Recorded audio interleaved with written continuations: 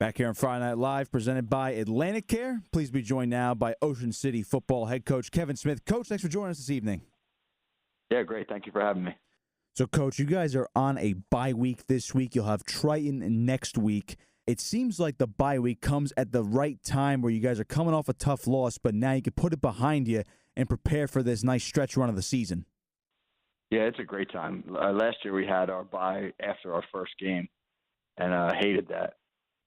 But we've used this week to really work on fundamentals, and sometimes during the season you get so heavy into game planning that you get away from some of the little things that you worked on all summer.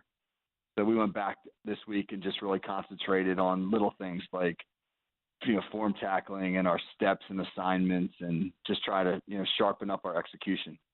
One guy I've been looking at a lot this season, at least for you guys, is your quarterback, Ian Nunks. He obviously sat out the first two seasons. He was behind. He wasn't starting the last 2 years. Now that he's the starter, it seems like he's one of the rare commodities you have for high school quarterbacks who can actually sit out 2 years, learn a bunch of things, and all of a sudden he's one of the best gunslingers in South Jersey.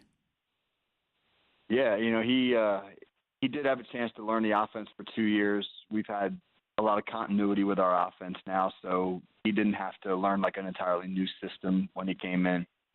And I know he didn't get game reps the last couple of years, but he's run our scout team for the last 2 years, and he's probably threw more balls in practice than our starting quarterback. So, we tried to really work hard with him on treat playing scout quarterback like you would treat, being the guy yourself, and work on reads and progressions and all that kind of stuff. So, and he took that seriously, to his credit.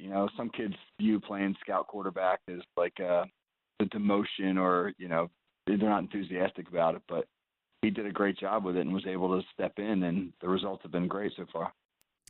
Now that you're using this bye week as preparation for next week as well, you guys are at Triton next week, but then you play Oakcrest the week after that. Now, I'm not asking you to look ahead, but at least for this bye week, since you have a little extra time to prepare for Triton, Mainland and Oakcrest are playing each other, and basically the winner is going to have the inside track along with you guys for the division title and basically old school Cal supremacy in the Independence Division, the West Jersey Football League. Are you going to be paying attention to that game at all tonight, and how do you exactly prepare for Triton with an extra week?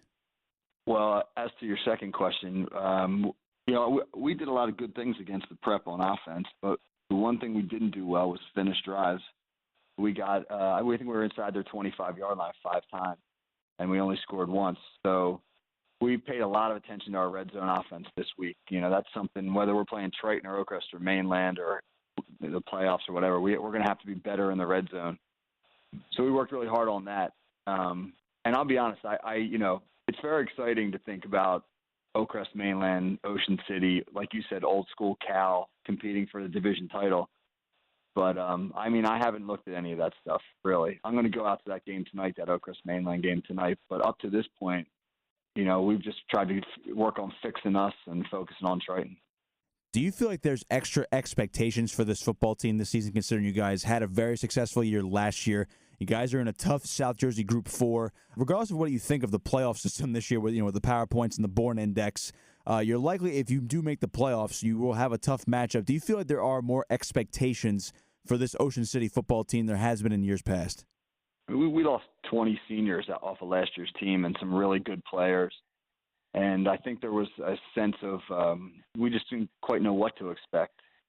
But we have a great group of seniors that are back, and then some really good young kids. So it's a nice mix in there. And so I don't know if there was a level of expectation amongst this group, but I think pretty quickly we saw that we could be a pretty good football team. So, we made the playoffs our goal back in the summertime, and we've maintained that kind of like as a mantra throughout the season. So I think that's our level of expectation. We'll be very disappointed if we don't make the playoffs, with the group that we have. We're talking with Ocean City football head coach Kevin Smith. Now, looking for the season as a whole so far, basically a little bit of a retrospective on the first half so far. Obviously, you guys started out with the 3 wins in a row. You had a tough game against St. Augustine Prep. Is there one moment so far this season that you can pinpoint that really kind of let you know that this team could be special and that you have a nice opportunity here in the stretch run to make something happen and to actually even improve upon 2017? Yeah, I think that it's funny with kids. You never know what's going to be a catalyst for something greater. But our first game of the year was a weird game. We had a lightning delay early on, and then your colleague Pete Thompson went down, and that delayed the game. The first quarter took about an hour and a half to play, and we were out of sync and not playing well, and EHT was ahead. And then we hit a little sophomore receiver, Jake Schneider. We hit him on a little crossing route, and he took it to the house. It was a 60-yard touchdown. He ran away from some of their kids, and it was a huge play at a big moment early in the season, and it gave us a lot of confidence. And I think that has carried over. I think that we have felt like we're capable of making big plays. And we've seen them, like against Bridgeton, we scored twice in the last 12 seconds of the half because we kept thinking, hey, there's only 6 seconds left in the half, but we got a shot to make a big play. Those little things create like confidence that maybe kids didn't know that they had. And I hope we'll be able to continue to tap into that as we go forward.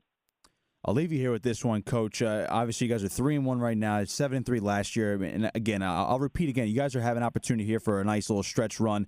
Obviously, with the rivalry against Oakcrest and Mainland, you got Triton next week. What does it mean to you to kind of, I don't want to necessarily say resurrect this program, but it's been a while since Ocean City was consistently good and in the hunt for a postseason berth and maybe even sectional titles. What does it mean to you to be the head coach of this program and have these kids in this position probably now year in and year out? I mean, I couldn't be more proud to be the coach of this program. We have great kids, and we have an administration that cares about football and supports us, and we have a facility that we can all be really proud of. It's such a unique environment to play at our home field. So to be able to win and get the community excited again about football in Ocean City and have a coaching staff that we're all on the same page together, and I got some great guys on the staff that have a ton of football experience. So I'll be honest, it was hard in the beginning, those first few years, trying to slug through some of the things that we had to overcome. But, we're in a position right now where I couldn't be happier and couldn't be more proud. Well, Coach, I appreciate your time tonight. I appreciate you coming on to the program. Good luck next week, and we hope to talk to you down the road in the playoffs as well. Great. Thanks so much. All right, that was head coach Kevin Smith of Ocean City Football. They take on Triton next week. They're 3-1 right now, top of the Independence Division, and they're currently right now slotted in the playoffs in South Jersey Group 4. We'll take